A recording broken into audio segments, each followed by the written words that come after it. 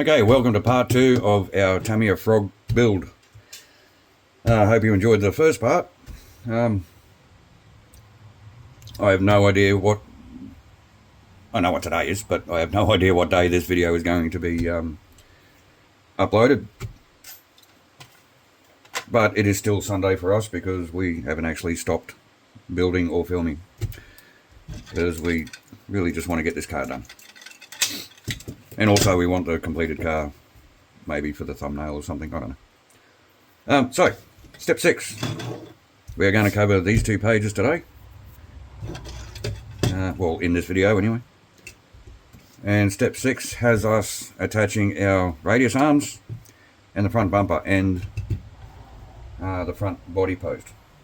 So I'm going to start with the radius arms. I'm also going to do my old grease trick, especially for these harder plastics. For the softer plastics, it's really not necessary, and it's probably not beneficial either.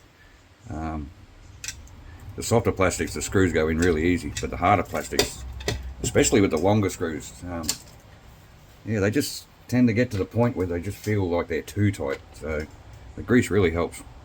Okay, now washers. Another tip: washers, because they're stamped. Washers are actually stamped from in a stamping mill from one sheet of metal, sheet metal. Because of that, they have a round side and a sharp side. I always tend to put the round side towards the head of the screw or the bolt or the fastener or whatever it is you're using. When you're using like really large flat washers, like at work we used to use some of the bolts we used to use to mount the rollover protection systems to the trucks were 1.5 inch diameter bolts, around about what, 37 mil, 38 mil or something, millimeters, and a really big huge washer on it. And when you get them back to front, you can really tell because the radius from the stamping is really prominent, and it actually looks like, well, makes it look like you've got a gap between the washer and the metal. So I always tend to put the rounded side towards the head of the screw. It also helps the screw to bind. You can't even see what I'm doing there again. Also helps the screw to bind onto whatever it is. The washer to bind against whatever it is. In this case, it really doesn't matter because they're basically just a focus. Wow. Yeah, they pretty much just sit loose inside here. But that's our radius arms attached, and really all they do is stop this kind of movement this way. That's a technical term, by the way. Okay, body post. All right, a little bit more grease in there, I think. And you really don't need much, Just the tiniest little bit, because look at the length of the thread on this screw. So we are going to use our Tamiya hex drive, nut driver, or whatever you want to call them.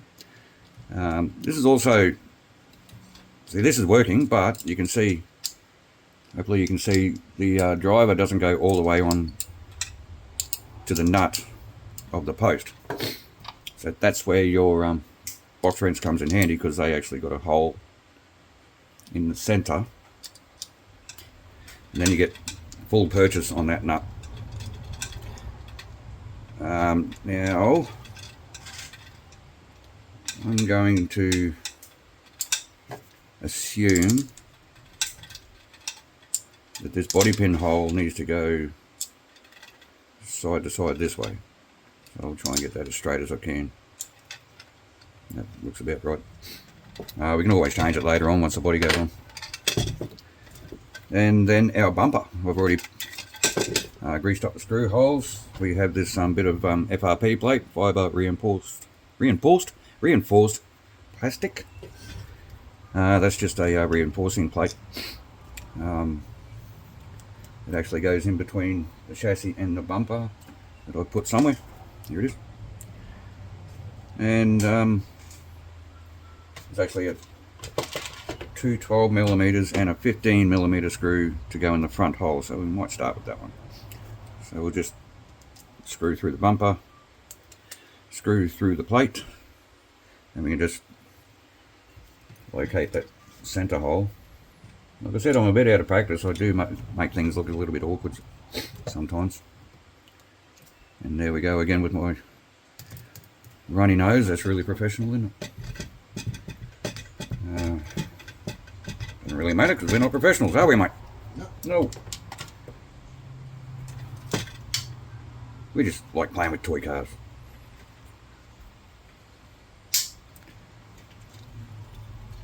So how was your day? What are you actually doing? Are you working up until Christmas, or are you on a break, a holiday, or a vacation, as you'd probably say over in America? I think most of our viewers are from America, actually, which is interesting.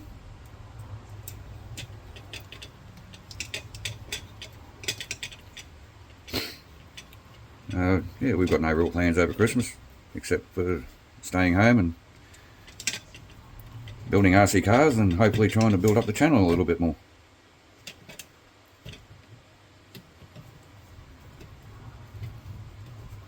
And obviously drink a ton of beer. Not literally a ton, but being Australian, we drink a lot of beer. Okay, step 6 done. So now we can put the chassis aside again. There you got your classic Tamiya front bumper. And man, these things look so good. One of my favourite Tamiya cars. Buggies. Favourite Tamiya buggy. Okay, so you can have that back, mate. I'll swap you for that one. Right, now the fun part, we've got to start assembling gears. I'll pause you again so I can blow my nose. Pause it. Okay, gears.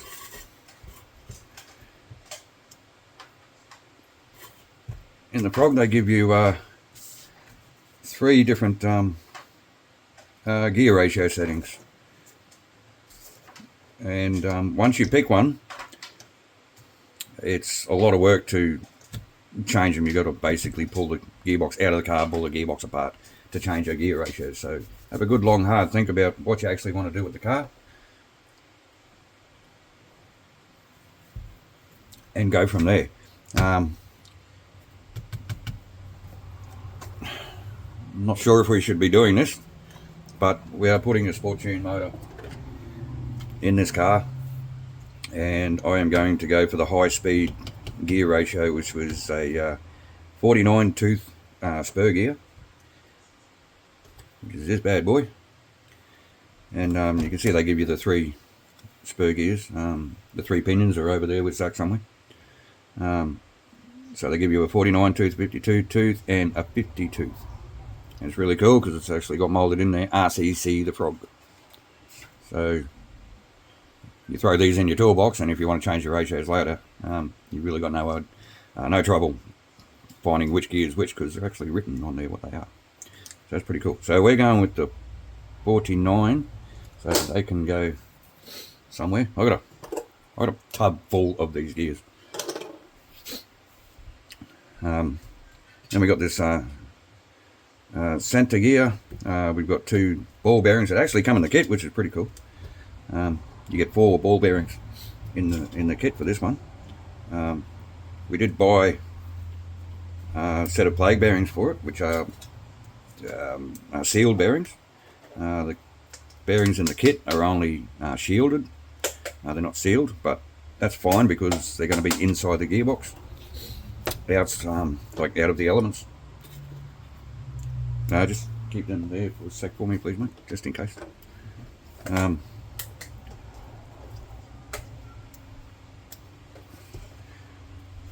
forgot what I was saying. I think you're finished.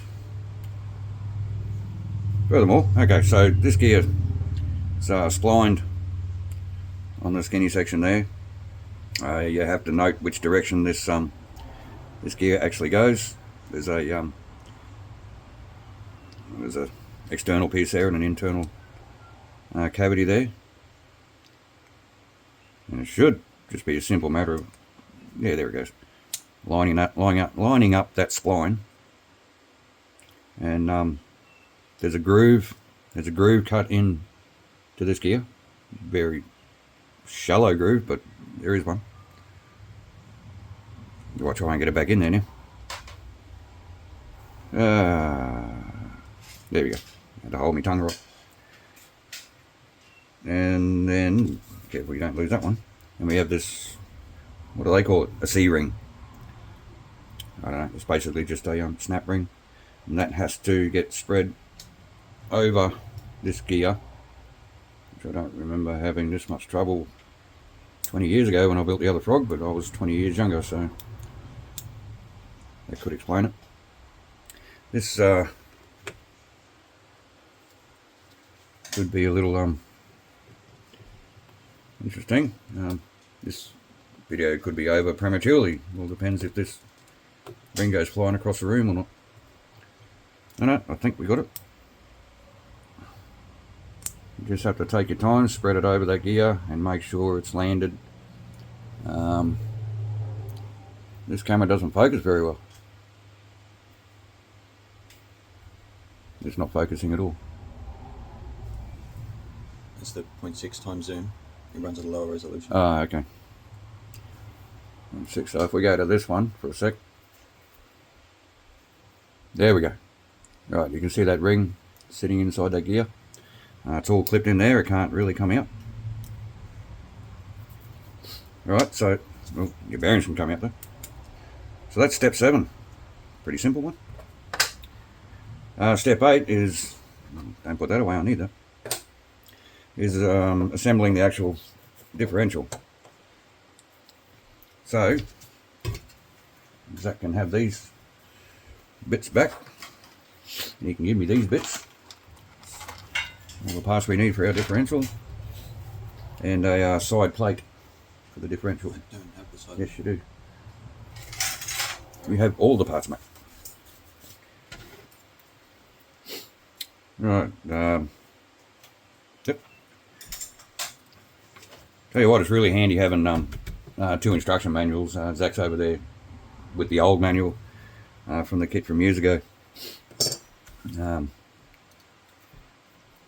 it's just really handy. So, building a couple of these in the past, like recently with the, let me take it back to zoom out, there we go. Recently building the Monster Beetle and the Blackfoot. When you're trying to put parts together, such as these little plastic bits, and then you set it down on the floor, they tend to pop out, especially these bearing carriers in here, and everything just gets really messy and frustrating, and stuff just seems to fall apart. So what we do, I don't know if I used these last time, but I just get something that I can prop up the half of the gear case like this, so that it brings it up off the bench, so everything that needs to be put in there can hang freely and not pop out and cause you grief. Obviously it's a good idea not to cover up your instruction manual by doing that. So let me just get this repositioned. You can still see me there, yeah. I might bring you back in for this one, so you can see a little bit better.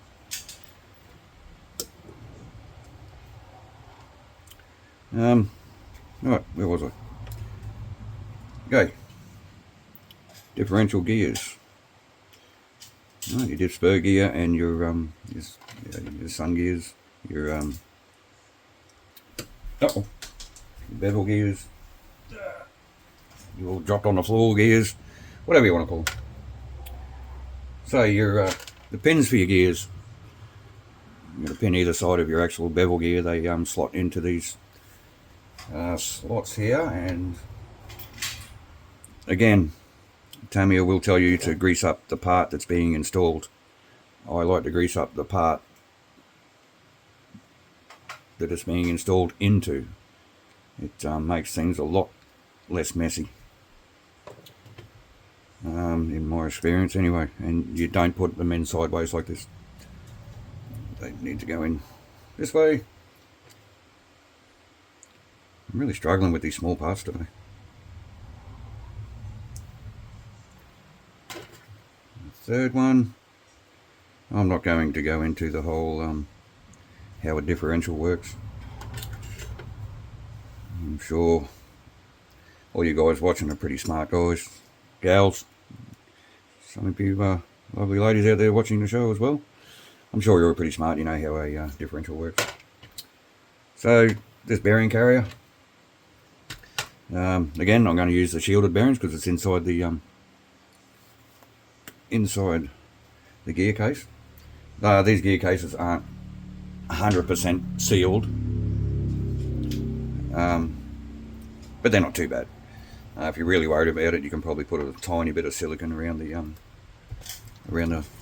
actual gearbox, seal it up. I've never bothered, and I've never really had any dramas. We don't run our cars through 3 feet of water or anything like that. We might run them in the rain occasionally, but that's about it. Right, stop babbling. Right, that's my first bearing carrier, which will just sit.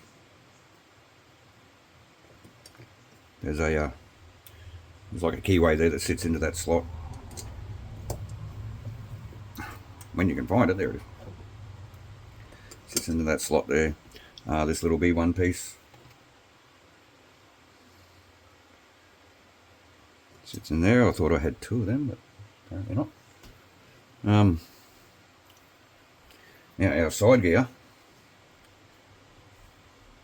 This I will. Actually, no, I won't.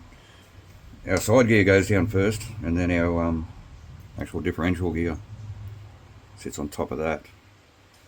So I am going to, and since I grease this up, they shouldn't fall out, but as soon as I touch them, they will. I'm just going to run a bit of grease on both sides of those bevel gears. And, oh bugger it, I'll put a bit in there. Also, we want to grease up this center hole. Being a differential, I really don't think you can put too much grease in there. Obviously, way too much grease is a problem. But a liberal amount of grease, I think, is really good. So that can just plonk down there, try to get it kind of center. And your differential gear can just sit on top of that. Don't worry about any gears meshing just yet, because you're going to take care of that in step 9 when you put your other side gear on. So our plastic case, you have to note which way that is going, which is this way here. It matches our drawing.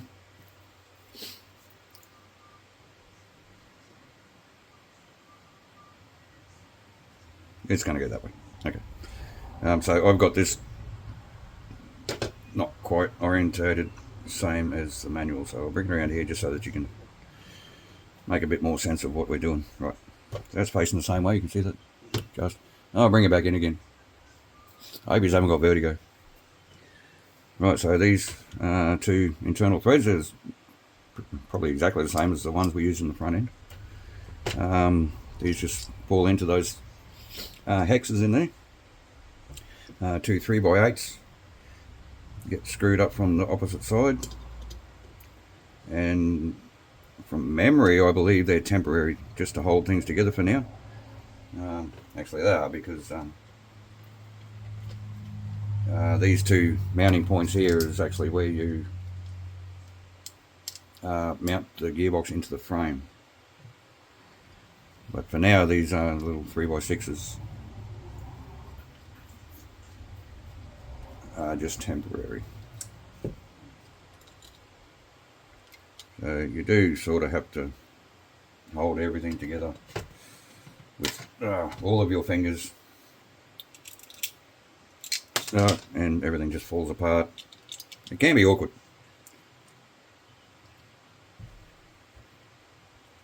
It can be simple too, probably simple for somebody whose fingers actually work.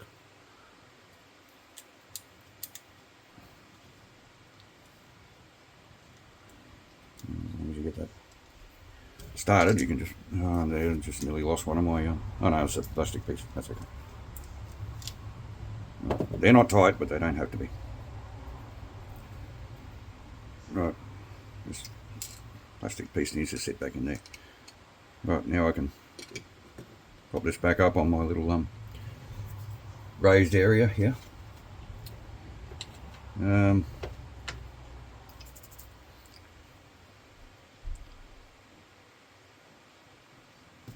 Okay, so it says make two.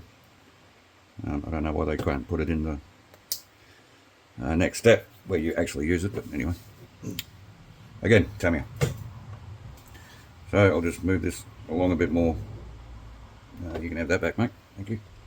So I can move this along so that you can actually see it. And so, yeah, so that's your differential gear in, step 8. And, yep, everything's done.